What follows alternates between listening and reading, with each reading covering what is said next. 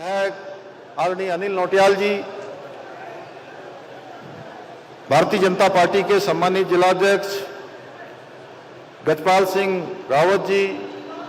नगर पालिका परिषद गोपेश्वर के अध्यक्ष श्री संदीप सिंह रावत जी, जिला पंचायत के अध्यक्ष दौलत सिंह बिष्ट जी, पूर्व विधायक पूर्व कैबिनेट मंत्री आदरणीय राजेंद्र भंडारी जी, बद्रीनाथ केदार मंदिर समिति के उपाध्यक्ष ऋषि प्रसाद सती जी, हमारे वरिष्ठ नागरिक कल्याण परिषद मेरा स्वागत किया, अभिनंदन किया। मैं भी दोनों हाथ जोड़कर अपना सर कार्यालयों के चक्कर न लगाने पड़े, इसलिए भाइयों बहनों ये कार्यक्रम प्रारंभ किया गया है। क्योंकि हमारी सरकार केवल एसी कमरों में बैठकर नीतियां नहीं बनाती, बल्कि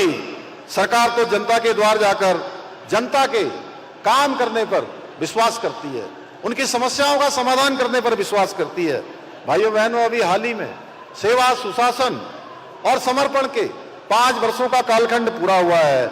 और इन 5 वर्षों की उपलब्धि का उत्सव हम किसी बंद कमरे में बैठकर नहीं, बल्कि हमारी सरकार जनता के बीच आकर सेवा पखवाड़ा मना रहे हैं। हर जरूरतमंद तक प्रशासनिक विभाग पहुंच रहे हैं, सरकार के लोग पहुंच रहे हैं और मुझे ये बताते हुए अत्यंत प्रसन्नता हो रही है कि इस पखवाड़े के तहत अकेले चमोली जनपद में अभी तक 13 भव्य शिविरों का आयोजन किया जा चुका है, जिसमें 4700 से अधिक आज के शिविर को छोड़कर आज मुझे लगता है कई हजार आप सबकी उपस्थिति के कारण से इसमें बढ़ोतरी हो जाएगी और अभी तक 752 शिकायतें दर्ज हुई हैं, जिसमें से 683 शिकायतों का मौके पर ही निस्तारण कर दिया गया है। इतना ही नहीं, 2500 से अधिक लोगों को सीधे विभिन्न जनकल्याणकारी योजनाओं का लाभ मिला है, उन योजनाओं से जुड़ने का अवसर मिला है। भाइयों बहनों, ये केवल आंकड़े नहीं है, बल्कि ये प्रदेश की बदलती हुई कार्य संस्कृति है। जनता की समस्याओं को जनता के बीच पहुंचकर दूर करने का संकल्प का एक प्रतीक है। हमारा बहुत स्पष्ट मत है, मेरा ऐसा मानना है कि विकास की रोशनी समाज के अंतिम छोर में खड़े हुए व्यक्ति तक और पहाड़ के सबसे आखिरी गांव तक पहुंचनी चाहिए और जब तक ये नहीं पहुंच जाती तब तक हम चैन से नहीं बैठेंगे, तब तक हम आराम से नहीं बैठेंगे। भाइयों बहनों, आप सबको याद होगा, यही 2022 में हमारे प्रधानमंत्री मोदी जी ने इसी जनपद के बाबा बद्री विशाल के बैकुंठ धाम जिसको कहते हैं, उस स्थान से माणा गांव, जिस गांव को भारत का अंतिम गांव कहा जाता था,